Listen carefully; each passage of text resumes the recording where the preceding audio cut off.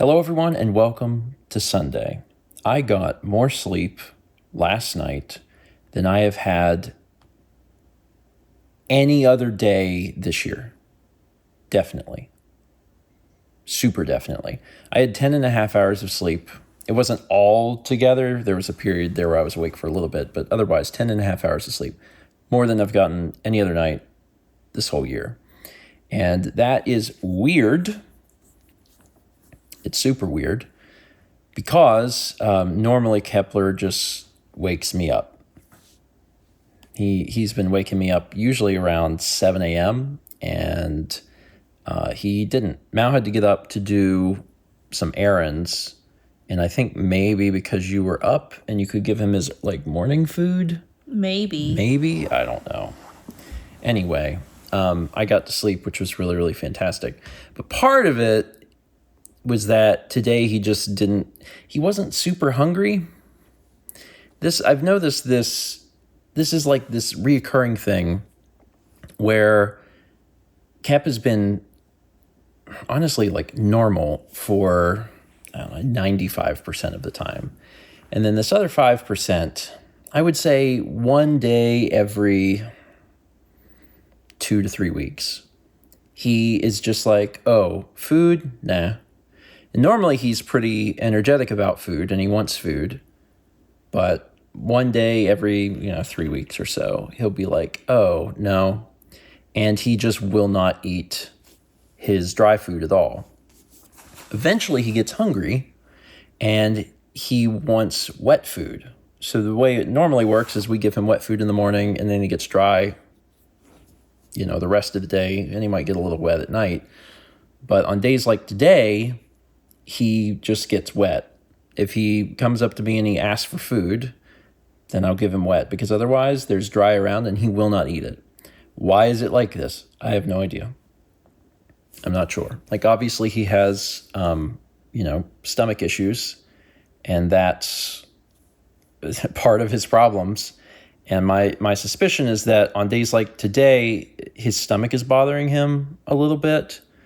Because last night before I went to bed, I scooped his box. His stool was just a little bit off. It wasn't quite like it should be. It wasn't quite normal.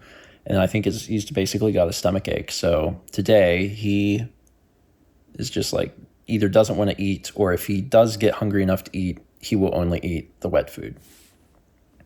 Anyway, I know we've been trying to continue to be pretty transparent about what's going on with Kep. And I do feel good about him. When I say 95% of the time he feels normal, that's true. We've even had some of our friends comment about it when they're over here. They're like, it doesn't even seem like anything is wrong with Kep, which is great. That's great. It doesn't take away the fact that there is stuff wrong with Kep, but the fact that he's acting normal is huge. That's really, really good. I always get a little nervous on days like today because I know that at a certain point, this sort of situation where he's like, oh, wait, I want to eat, can kind of snowball into a huge mess of problems.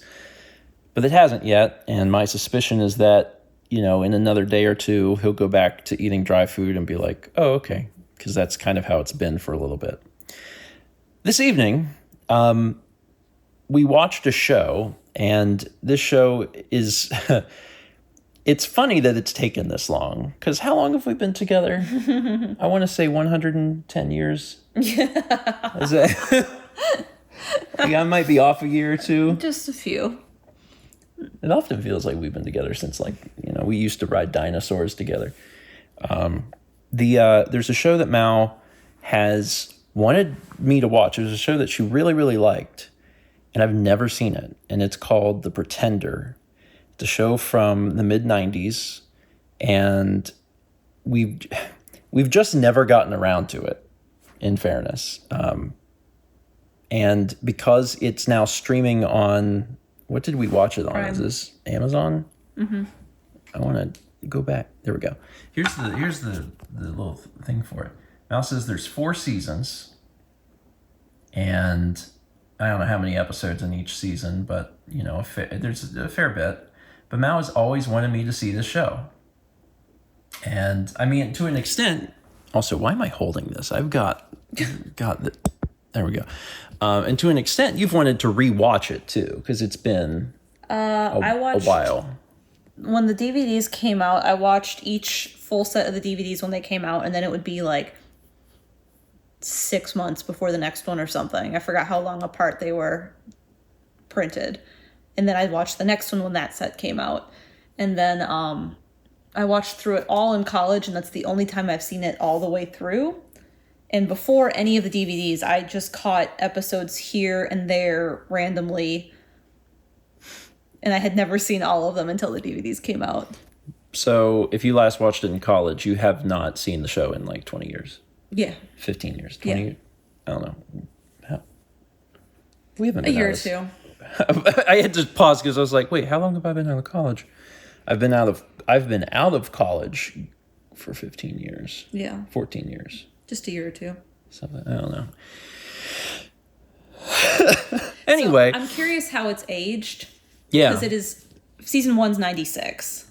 Yeah. And I didn't watch it when it came out originally. Yeah. So I'm very curious how it's aged and what it's like now.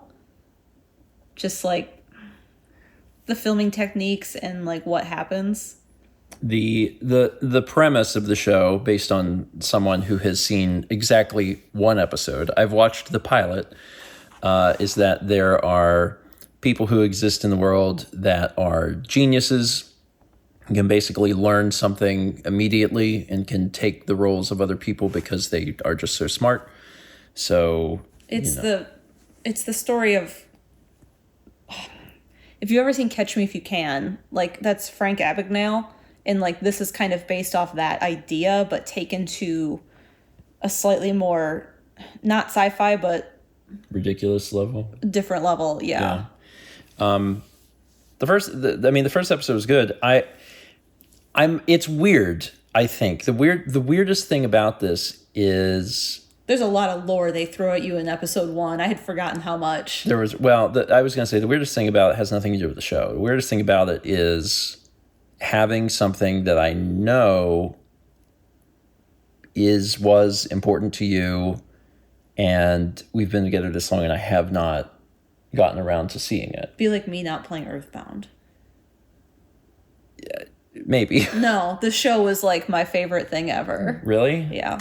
Okay. Well, anyway, it's a weird thing. Like it's weird, but it's also kind of nice in a way, because there's very few things like this. Like as you spend time with other people, you're not going to have as many of those sorts of things that you can experience of like, oh, well, this is something from, before you, and this is one of those things. So part of me feels bad for not getting around to it for 15 years, but then also the other part of me is like, it's so cool that after 15 years, we still get this thing to bond over, and I value that. I think that that's really neat.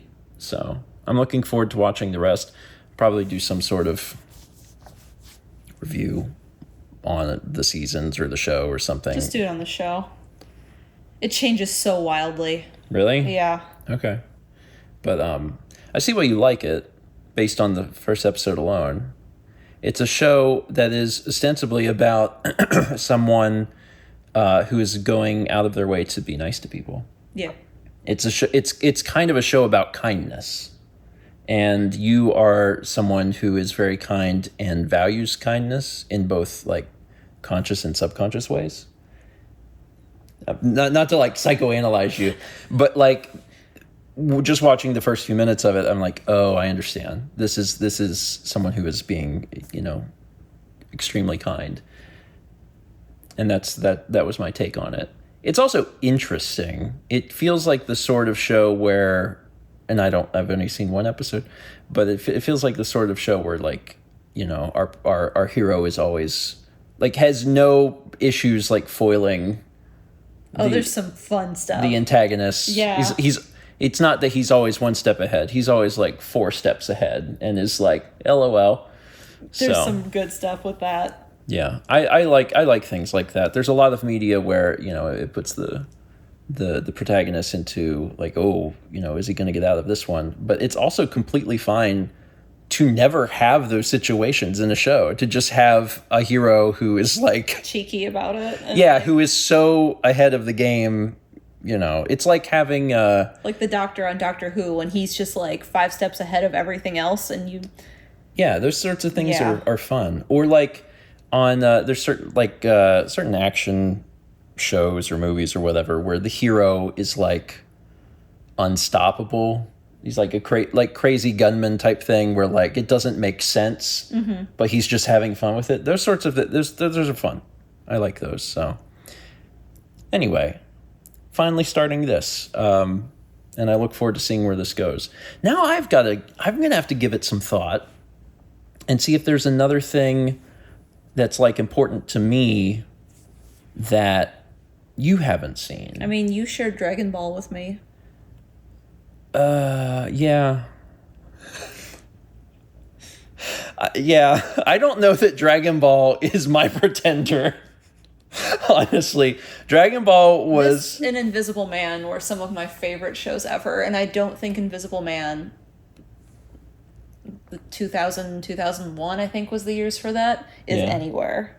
The 2 shows that I can think of that would be closer to my like pretender that really meant a lot to me. Like Dragon Ball is actually not on that list. Like Dragon Ball is a nostalgic thing, and I had never seen it all.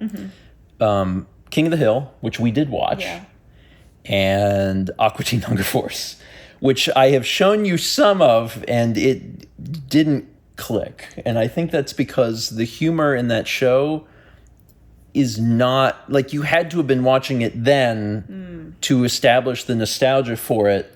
Because if you watch it today, you're just like, I don't get it. Did you ever watch Early Edition? The Cat That Brings Tomorrow's Paper? Yeah, I'm familiar with it. That was another one of my favorite shows.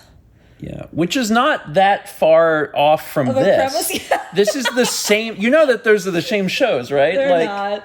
They're pretty similar. They've got similar concepts of like someone who has some sort of special ability to help people. Am I wrong? No. It's just that, man, I tell you, I really like Coke, and also Coke with raspberry. Well, they're pretty similar drinks. What? No, they're super different. Anyway, all right. Well, I'm going to be thinking more about this, or maybe we'll just at some point try to watch more Aqua Teens. Maybe I'll try to find some that are more palatable. Thanks for watching. Let's meet back tomorrow, shall we?